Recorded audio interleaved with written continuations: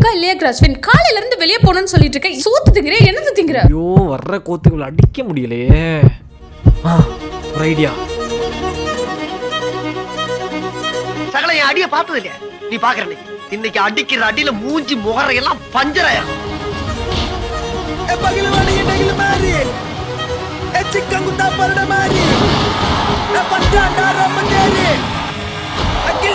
எங்க பாரு